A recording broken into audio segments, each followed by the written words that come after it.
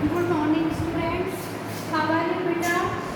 आज हम कक्षा चौथी विषय हिंदी व्याकरण पाठ नंबर 11 भाग 3 वाक्यांश के लिए एक साथ जो हमने कल राइट किए थे, आज उसी लेसन के हम क्वेश्चन आंसर और बुक एक्सरसाइज करेंगे। पहले करेंगे हम क्वेश्चन आंसर, प्रश्न उत्तर। क्वेश्चन नंबर फर्स्ट है हमारा, अनेक शब्दों के लिए एक शब्द प्रयोग करने से क्या लाभ होता है। जब अनेक शब्दों के लिए एक शब्द का प्रयोग करते हैं तो हमें क्या लाभ होता है। आंसर, ऐसे शब्दों के प्रयोग से भाषा सरल, सुंदर व प्रभावशाली बन जाती है। क्या बन जाती है? भाषा सरल, सुंदर व प्रभावशाली बन जाती है। क्वेश्चन नंबर सेकंड, विद्या ग्रहण करने वाला के लिए एक शब्द क्या है। जो विद्या को ग्रहण करते हैं वो कौन होते हैं? विद्यार्थी। कौन होते हैं वो? विद्यार्थी। क्वेश्चन नंबर थर्ड, जो आपको शिक्षा देते हैं उनके लिए एक शब्द क्या है? क्या है? शिक्षक, अध्यापक, गुरु, गुरुजन। ठीक है। क्वेश्चन नंबर 4, ये 1 2 3 क्वेश्चन आपने अपनी फेयर नोटबुक के अंदर है। फोर्थ क्वेश्चन आपने अपनी बुक के अंदर राइट करना है। अनेक शब्दों के लिए एक शब्द किसे कहते हैं?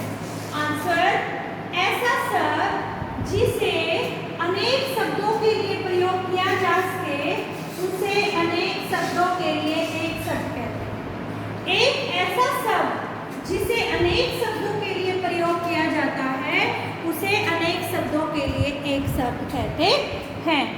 तो बेटा ये है हमारे क्वेश्चन आंसर और साथ में ही हम अपनी बुक एक्सरसाइज करेंगे। ठीक है कि इस लेसन के अंदर हमने क्या पढ़ा है। ऐसा शब्द जिसे अनेक शब्दों के बदले प्रयोग किया जा सके उसे अनेक शब्दों के लिए एक शब्द कहा जाता है। ऐसे शब्दों का प्रयोग से भाषा सरल, सुंदर और प्रभावशाली हो जाती है। अब है हमारा क्वेश्चन नंबर सेकंड, निम्नलिखित प्रश्नों के उचित उत्तर पर सही का चिन्ह लगाइए। फर्स्ट, आज्ञा मानने वाला के लिए एक शब्द आज्ञाकारी, नहीं परोपकारी होता है, न ही आज्ञाधारी होता है। नेक्स्ट, जिसके समान कोई दूसरा न हो के लिए एक शब्द असमान, अदूसरा, अद्वितीय। क्या है? अद्वितीय। जलचर जिसके लिए एक शब्द है, जो जल में रहता है, जो जल पीता है, जो जलता है। कौन है? जो जल में रहता है। अनंत किसके लिए एक शब्द है? जो पहले का हो, जिसका अंत न हो, जो बहुत ऊंचा हो। जिसका अंत न हो वह क्या कहलाता है? अनंत। दिए गए चित्रों के लिए एक शब्द लिखिए।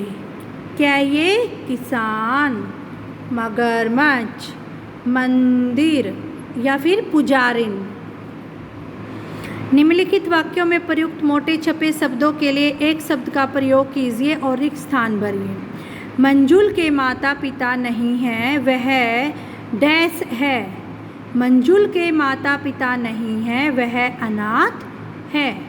रामधन पढ़ लिख नहीं सकता, वह अनपढ़ है। क्या है? रामधन पढ़ लिख नहीं सकता, वह क्या है? अनपढ़ है। नेक्स्ट, शेर सिंह किसी के किए हुए उपकार को नहीं मानता, वह क्या है? अपरोपकारी। बाबा आमटे दूसरों पर उपकार करने वाले हैं, इसलिए तो सब उन्हें क्या कहते हैं?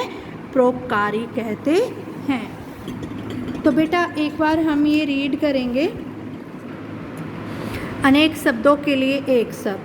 वैभव विभास गुलदस्ता लेकर कहाँ चले? विभास आज हमारे स्कूल का वर्ष में एक बार मनाया जाने वाला उत्सव है, तो वो क्या होता है?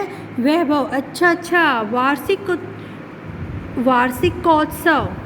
विभास, हाँ, जिसे हम एनुअल फंक्शन कहते हैं। हाँ, वही वर्ष में एक बार किया जाने वाला उत्सव कहो या वार्षिक वार्षिकोत्सव, वार्षिक उत्सव, बात तो एक ही है। क्या आप विश्वास की बात से सहमत हो सकेंगे? नहीं ना। भले ही दोनों का अर्थ एक ही हो, लेकिन कहने में सुंदर, सरल और संक्षिप्त तो वार्षिक महोत्सव ही है। ऐसे शब्दों को अनेक शब्दों के लिए एक शब्द कहा जाता है। ऐसा शब्द जिसे अनेक शब्दों के बदले प्रयोग किया जा सके, अनेक शब्दों के लिए एक शब्द कहलाता है।